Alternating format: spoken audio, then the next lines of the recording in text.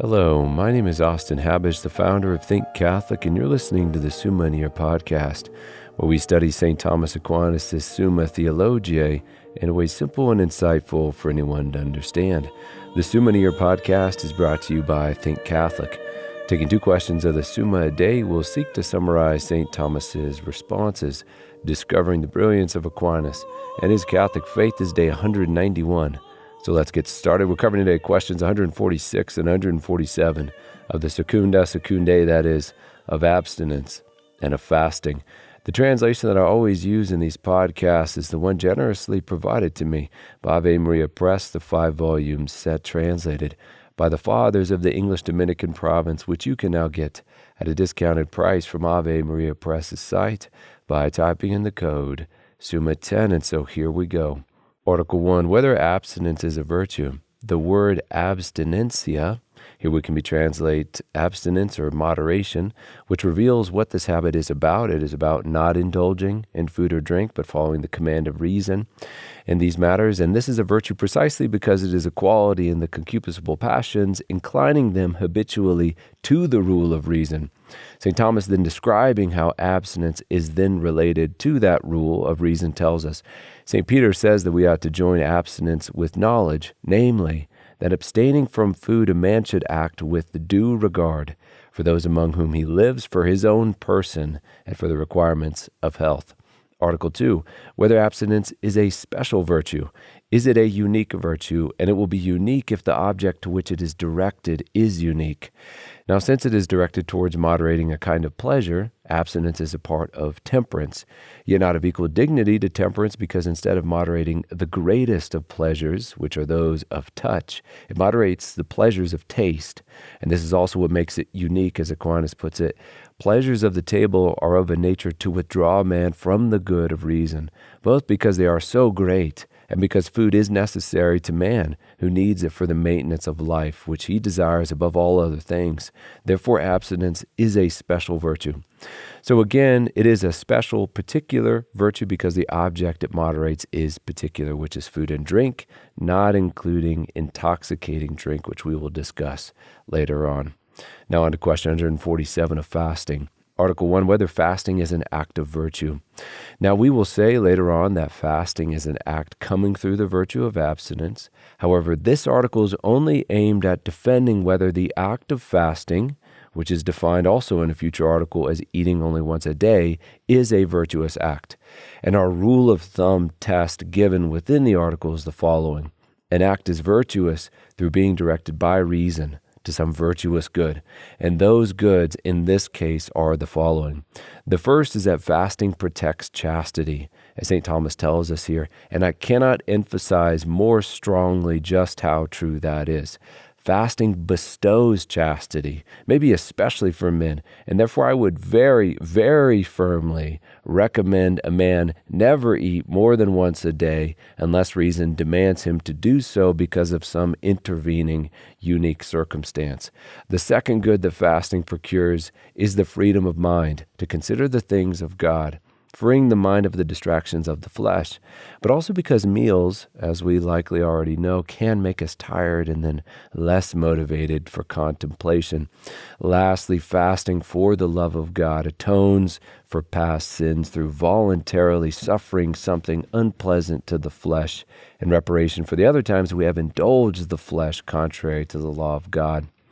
In a word from St. Augustine, fasting cleanses the soul, raises the mind, subjects one's flesh to the spirit, renders the heart contrite and humble, scatters the clouds of concupiscence, quenches the fires of lust, and kindles the true light of chastity. Article 2, whether fasting is an act of abstinence, and it is, which Aquinas proves briefly in writing, habit and act have the same matter. Now fasting is concerned with food, wherein the mean is appointed by abstinence. Wherefore it is evident that fasting is an act of abstinence. Article 3, whether fasting is a matter of precept.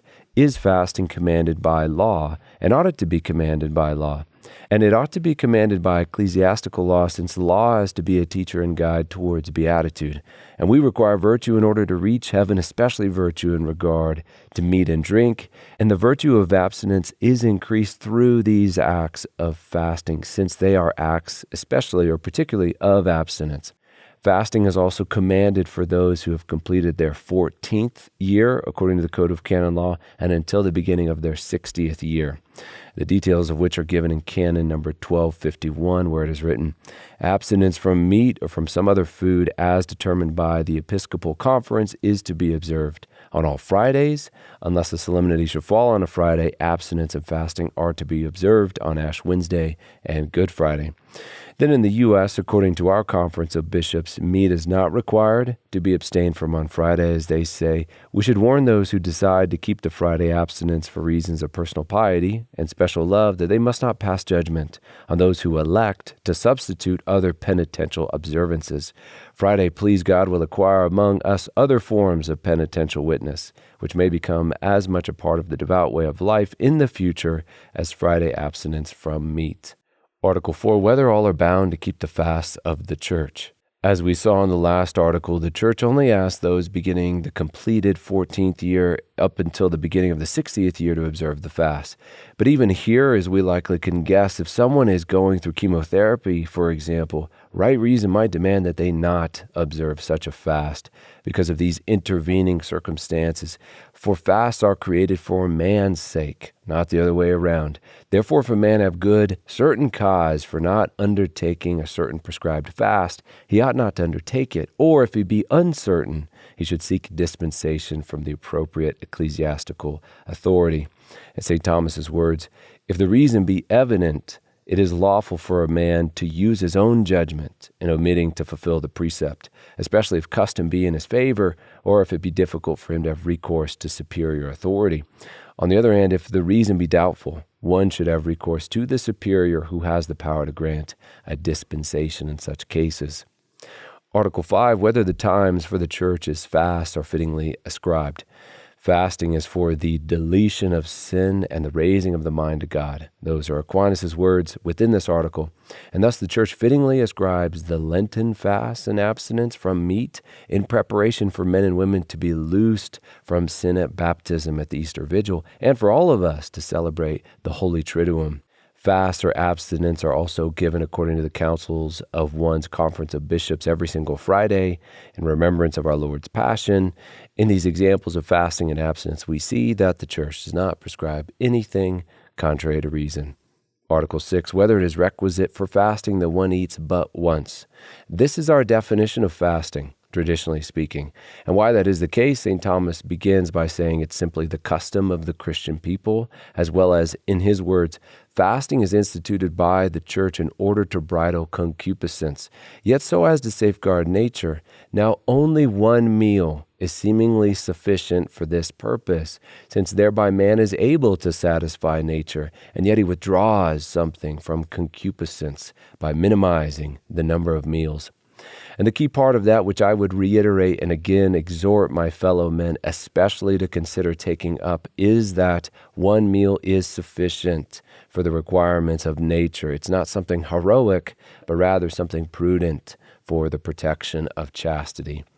Article 7, whether the 9th hour is suitably fixed for the faster's one meal.